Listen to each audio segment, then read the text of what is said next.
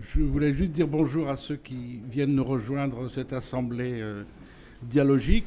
Ce matin, on a déjà pas mal commencé à parler. Je pense qu'on va continuer cet après-midi. Le thème oui, c'est bon. Le thème qui doit nous réunir est intitulé « Définir scientifiquement le nuisible ». Alors, en tant que sociologue, philosophe, je me pose un peu la question de savoir si le scientifiquement est réduit aux seules sciences du vivant, aux seules sciences de la nature, ou si elles vont inclure les sciences sociales, les sciences de l'esprit, peut-être. Voilà. Donc, sans plus attendre, je vais donner la parole aux premiers intervenants, qui sont deux. Et donc, Raphaël Matvey, écologue et géographe au CEFE de Montpellier. Il est directeur de recherche au CNRS. Ses travaux concernent les relations homme-nature, la gestion de la biodiversité et des territoires et les approches interdisciplinaires de modélisation. Et il travaille également sur les dimensions sociales et économiques. Donc voilà, ma crainte est sans objet.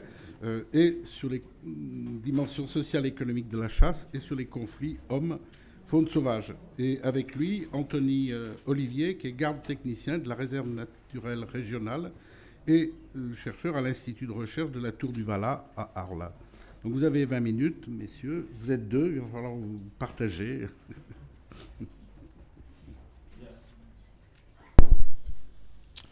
Très bien, merci. Donc merci déjà d'être revenu. Et puis merci d'avoir montré ce matin que le vivre ensemble était donc possible et à portée. Donc là, on va faire une intervention à deux voix, donc je ne vais pas trop m'attarder, puisque 20 minutes à deux voix, on le sait, on va perdre du temps. Donc en fait, c'est un travail qui prend place dans un travail à plus long terme, ce qui porte sur les rapports homme-nature et l'histoire de la chasse en Camargue. Et dans ce contexte-là, on s'est penché sur l'analyse de trois espèces animales qui alimentent régulièrement la chronique camarguaise, à savoir le lapin de Garenne, le flamant rose et le sanglier. Alors on s'est intéressé en fait beaucoup moins au contenu des débats, des conflits de représentation, comme d'autres travaux peuvent le faire. Plutôt on s'est intéressé en fait aux stratégies des acteurs, pour faire comment en fait les acteurs essayent de faire exister finalement la problématique de la raréfaction ou de la prolifération et des dégâts dans le champ social. Donc en fait, à travers ce travail-là, on montre que finalement la notion de nuisible va participer évidemment à la recomposition des enjeux symboliques à l'échelle du delta et des rapports de force entre acteurs du territoire, mais aussi et tout le temps à une redéfinition permanente de qu'est-ce qui est sauvage et des relations humains-non humains en Camargue. Alors dans cette communication, on analyse l'évolution historique de l'abondance des populations de ces trois espèces, ainsi que l'évolution de leur statut réglementaire et les effets écologiques et sociaux associés, à partir de trois éléments d'une méthodologie assez empirique.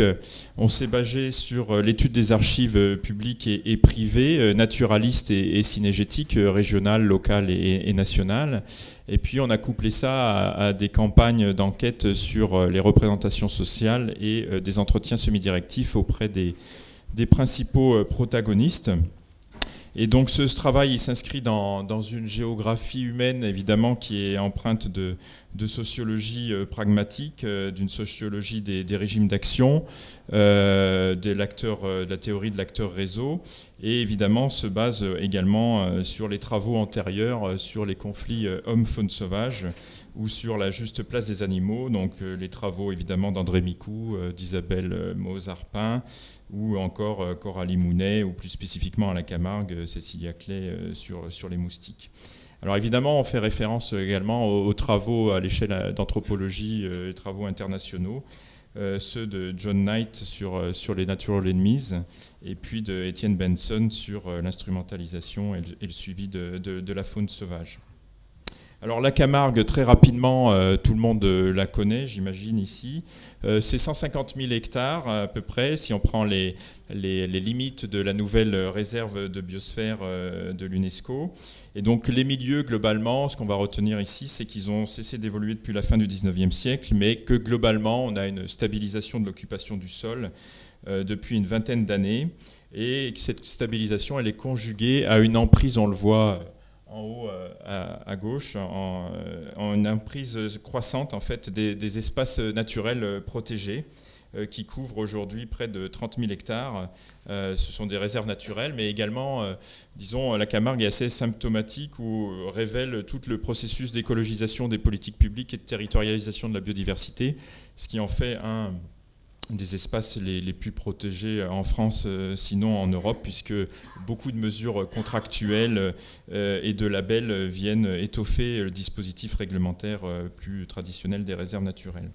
Alors si on s'interroge sur qui sont les principaux protagonistes autour de la gestion du lapin de Garenne, du flamant rose et du sanglier, alors évidemment il va s'agir des propriétaires camarguais, dont on distinguera les propriétaires agriculteurs, les entrepreneurs et les rentiers, puisque la Camargue, 80% de l'espace est plutôt privé, et la Camargue était un des hauts lieux de la grande propriété en France, et cela depuis à peu près le XVIIIe siècle. Les chasseurs, évidemment, avec les chasses communales et les chasses privées, puisque la Camargue est un haut lieu également pour la chasse privée, essentiellement au gibier d'eau. Les niveaux fédéraux au niveau de l'organisation des chasseurs. Et puis la très grande diversité des gestionnaires d'aires protégées, des scientifiques de la conservation, et enfin les syndicats agricoles, syndicats des riziculteurs, FNSEA, etc., qui interviennent dans cet espace-là. Et je n'oublie pas les services de l'État et le conservatoire du littoral. Alors tous ces acteurs-là, évidemment, je n'ai pas le temps de présenter dans le détail, ils participent d'un réseau d'acteurs qui est extrêmement changeant selon les niveaux de conflictualité rencontrés au fil du temps. Mais parmi, avant de continuer, on va présenter un peu les acteurs non humains de cette présentation, à savoir le lapin.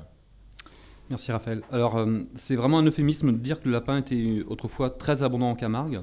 Les récits naturalistes et tableaux de chasse en témoignent, comme vous pouvez voir sur cette figure par exemple. Le premier à en parler dès le Moyen-Âge est Quiqueran de Beaujeu, qui rapporte la capture de près de 600 lapins en une journée par quelques chasseurs. On a beaucoup d'autres témoignages comme ça écrits qu'on a retrouvés. Et comme le montre cette figure, le lapin va rester extrêmement abondant jusqu'à l'apparition de la myxomatose en Camargue qui a lieu en 1953. Ce qui... Non, reviens dessus, Raphaël, s'il te plaît. Ah, pardon. Avant l'apparition de la myxomatose, de nombreux témoignages attestent des importants dégâts agricoles causés par l'abondance du lapin. Le déclin de cette espèce est accueilli avec grande satisfaction par bon nombre d'agriculteurs. L'espèce va ensuite disparaître des tableaux de chasse pendant une décennie, puis remonter au cours des années 80 pour décliner à nouveau ensuite, suite très probablement à l'apparition du VHD RHD, qui apparaît en Camargue, mais aussi certainement avec d'autres causes qui ont joué ensuite. Alors, malgré la raréfaction prononcée depuis les années 90, comme on l'observe ici dans un graphique qui montre l'évolution des prélèvements de lapins dans 35 chasses camarguaises, le lapin reste malgré tout une espèce qui est classée gibier et qui est même encore classée comme nuisible par arrêté préfectoral le long des digues du Rhône, dans le Gard. Son déclin a de multiples effets sur de nombreux volets. Bon, on peut parler de la fermeture des habitats, notamment tout ce qui était les pelouses en Camargue, le déclin d'espèces associées, par exemple typiquement comme le lézard osselet, la fragilisation de certains prédateurs, on peut penser par exemple en Camargue à l'aigle de Bonelli où les jeunes viennent hiverner en Camargue. Et il y a également eu un report de la prédation cynégétique. Alors, les dénombrements réalisés sur les espaces protégés corroborent aussi les tendances issues des tableaux de chasse, là, comme on peut le voir aussi sur cette figure, où là, c'est des circuits nocturnes réalisés sur les différents espaces protégés. Et donc, on voit bien un déclin des populations de lapins au milieu des années 2000. Et donc, le lapin qui était autrefois une espèce, le gibier de base en Camargue, et une espèce clé de voûte des milieux terrestres, est aujourd'hui devenue une espèce rare qui a totalement disparu de nombreux endroits. Au niveau national, elle est d'ailleurs classée comme quasi menacée dans la liste rouge. Concernant le sanglier, lui, il a une trajectoire diamétralement inverse à celle du lapin. Il était absent de Camargue et du sud de la France au XVIIIe siècle. D'ailleurs, Crespon le dit en 1844, il dit « Ils ne se rencontrent plus vivants dans nos contrées ». Puis, il a recolonisé timidement la région à partir de 1870.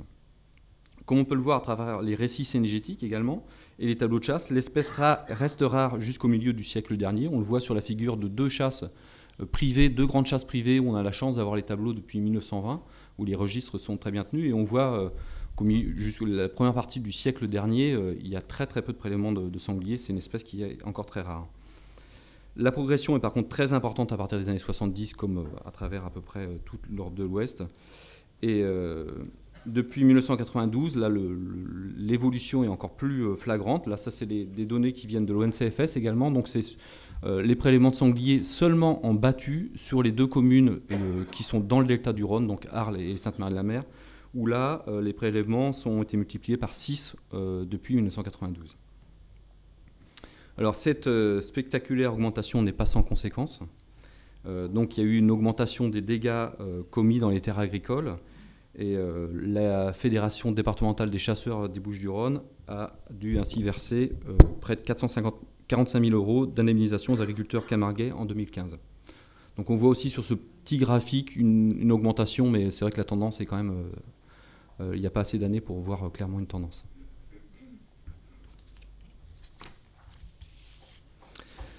Donc, par ailleurs, la raréfaction du petit gibier de terre a entraîné un report de la chasse sur cette espèce et donc a modifié certaines pratiques de gestion des marais de chasse.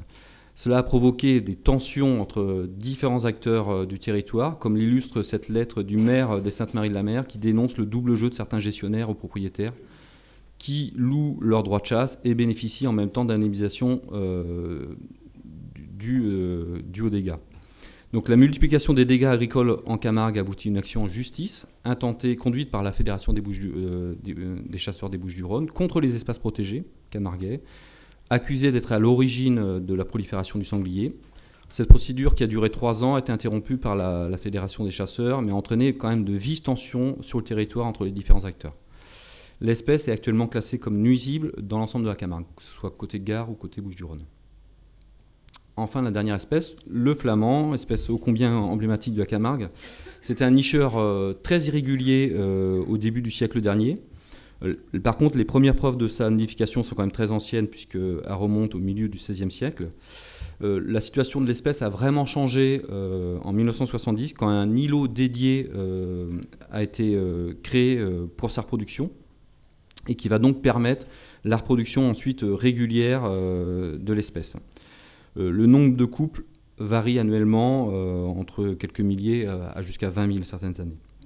Donc c'est une espèce qui bénéficie aussi qui lui bénéficie d'un statut d'espèce protégée depuis 1976 et qui lui a bénéficié de nombreuses actions de conservation. Donc on peut parler notamment depuis les années 70, le gardiennage de la colonie pour éviter les intrusions humaines notamment, la régulation des populations de goélands leucophées qui ont tendance à prédater les jeunes, la protection foncière du site de nidification qui a été acheté par le Conservatoire du Littoral, la construction de nids artificiels dans les premières années pour encourager les flamands, comme on peut le voir sur la photo, à nicher sur ce site-là, et la gestion hydraulique du site pour essayer de favoriser la nidification des flamands. La population en Méditerranée de flamands est en expansion et il y a environ 72 000 couples nicheurs en 2006. Alors, ça entraîne quand même des problèmes. Les flamands ont commencé à se nourrir dans les rizières au printemps 78, et ce qui est vraiment un fait nouveau en Camargue à cette époque-là. Et en 81, par exemple, 430 hectares de rizières ont été réensemencés, puisque les flamands, en fait, en mangeant dans les rizières, ils s'alimentent à vraiment un moment très particulier, juste après le semis, quand il n'y a pas encore de végétation dans la rizière et quand il y a d'immenses tables d'eau. Et les flamands s'alimentent pas du riz, mais simplement cherchent... Leur mode d'alimentation fait que ça détruit la semence. Donc des campagnes d'effarouchement ont été menées à partir de 1981, et également des systèmes d'effarouchement, comme on peut le voir sur la photo, avec des canons sonores, des gyrophares, des pistolets à fusée. Toutefois, ça ne suffit pas. Il y a des intrusions de flamands dans les rizières chaque année. Et en fait, le moyen utilisé par les riziculteurs, c'est de tourner une bonne partie de la nuit dans les rizières pour effaroucher les flamands. Les dommages sont plutôt quand même ponctuels au vu des superficies, mais peuvent être localement très importants. Et donc, comme c'est une espèce protégée, il n'y a pas d'indemnisation prévue. Donc, alors, quelle analyse on peut faire de tout ça? Alors, évidemment, on va présenter ici que quelques points, faute de temps, que les principaux résultats. Alors, sur le lapin de Garenne, ce qui est intéressant, c'est qu'il révèle qu'en fait, aux conflits agricoles liés en fait, aux dégâts agricoles, qui étaient vraiment incessants, en fait, va succéder les maladies, puis un processus en fait de reconnaissance patrimoniale extrêmement tardif. Et donc le paradoxe est le suivant, c'est que finalement les scientifiques de la conservation, les gestionnaires d'aires protégées, en fait cherchent aujourd'hui à rendre visible le plus possible les impacts écologiques de la disparition des lapins de Garenne sur le fonctionnement de la Camargue et de ses écosystèmes. Et en même temps, le lapin garde un statut de nuisible ou de gibier en cours de disparition.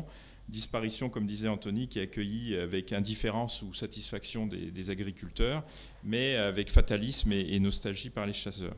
Et donc changer le statut de l'espèce reste néanmoins inacceptable pour les chasseurs, de la peur de l'effet cliquet et de ne plus jamais pouvoir chasser le lapin en Camargue.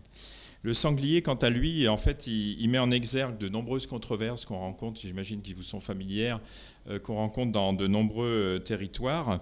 Ce qu'il faut mettre en avant dans la Camargue, c'est cette mise en avant du double jeu que joueraient des agriculteurs qui seraient à la fois chasseurs et donc qui tireraient des revenus de la location des droits de chasse de battus aux sangliers et qui, en même temps, se feraient indemniser des dégâts agricoles et refuseraient les interventions des lieutenants de louveterie, ce genre de choses sur leur propriété, et qui renvoient la responsabilité évidemment de la surpopulation et des dégâts agricoles aux espaces naturels protégés. Et pour le côté du flamand rose, on a également des conflits qui sont multiples sur la réalité des dégâts agricoles. Et là, en fait, c'est plutôt le monde de la protection de la nature qui doute de la véracité des dégâts agricoles, mais comme les chasseurs peuvent douter des fois de la véracité des dégâts agricoles. Donc là, on a une mise un effet miroir qui est assez intéressant entre monde cynégétique et monde de la protection de la nature au sujet du sanglier et du flamand rose. Alors dans ce contexte, vu qu'il est temps de conclure et qu'on avait fait le pari de faire ça à deux et on savait à l'avance que 20 minutes c'était pas possible, mais bon, qui tente rien n'a rien évidemment. L'analyse qu'on peut poursuivre, c'est qu'on observe trois types de grandes postures générales. On a une posture très productiviste qui continue d'être portée par les agriculteurs, une posture qui serait plutôt ce qu'on appellerait la gestion raisonnée des populations gibier qui est portée par les chasseurs, et une posture qui est celle vraiment d'une conservation de la biodiversité qui est portée par les gestionnaires. Et ces différentes postures, elles sont difficiles à concilier de prime abord, mais évidemment, on va constater un grand nombre d'arrangements institutionnels, de débordements locaux qui vont être propres à chaque entité géographique.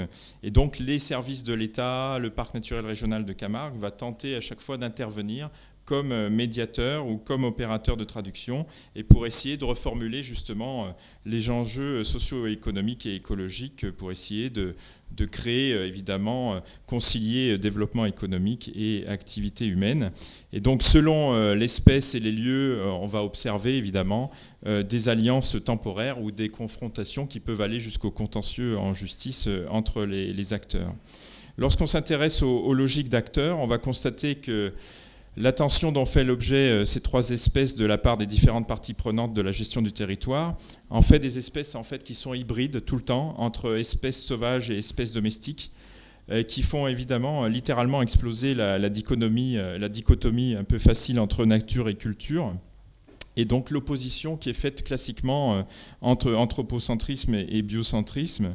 Et donc ça complexifie définitivement, en fait, évidemment, la gestion de ces espèces, notamment dans le cas d'une évolution très défavorable des vulnérabilités humaines. Et donc ce qu'on observe, c'est finalement, ça a été observé par ailleurs, c'est comment le statut de de l'espace fait aussi le statut de l'espèce, et inversement. Et donc comment finalement les incursions de flamants roses dans les rizières sont vécues comme une tutelle écologique et comme la mise sous tutelle par la protection de la nature des riziculteurs, et inversement comment les demandes de battues administratives ou de régulation du sanglier dans les espaces protégés sont vécues comme une conquête spatiale de la part du monde synégétique dans les espaces protégés. Et donc les usages de la notion de nuisible, évidemment, sont instrumentalisés et fluctuent à des fins stratégiques. Ils vont fluctuer selon les crises et les acteurs considérés. Et un point également intéressant qui avait été noté également par ailleurs dans les travaux d'Ala Berlardina, c'est en fait finalement le responsable, c'est toujours l'autre. C'est toujours le chasseur qui est responsable de l'abondance de sangliers selon certains. C'est toujours les écolos qui sont, entre guillemets, qui sont responsables de l'abondance de flamants roses. Et donc chacun se renvoie évidemment la balle. Et donc quand on assiste aux réunions où un des acteurs est absent, il devient systématiquement évidemment... les feux sont assez nourris contre l'acteur absent qui, évidemment, c'est toujours assez dépend. Et donc, ce qui est assez remarquable, c'est que face aux excès du productivisme agricole, on a aussi les excès du productivisme synégétique et les excès du productivisme conservationniste. Et donc, finalement, face à tous ces excès, il y a un nombre croissant d'acteurs qui militent finalement pour un retour à la naturalité, à moins d'intervention dans les dynamiques socio-spatiales, dans l'écologie de ces espèces. Et donc ça, à un moment où justement les gestionnaires, paradoxalement, les gestionnaires d'aires protégées, pensent à remettre du lapin dans les espaces protégés. Et donc pour conclure, ce travail-là, il montre, ou il révèle une fois encore qu'il s'agit de combler tout le temps et en permanence un triple déficit. Le premier des déficits, c'est celui de la reconnaissance. Reconnaissance en Camargue qu'il existe une nature férale et qu'il existe une nature composée avec l'homme comme auxiliaire et que les deux peuvent avoir leur place en Camargue, mais également un conflit de reconnaissance de l'autre acteur du territoire, autant de l'espace naturel protégé que l'autre acteur qui façonne le territoire. Et ça peut se faire uniquement en questionnant le rapport entre acteurs privés et acteurs publics du fait de la grande propriété foncière que l'on a en Camargue.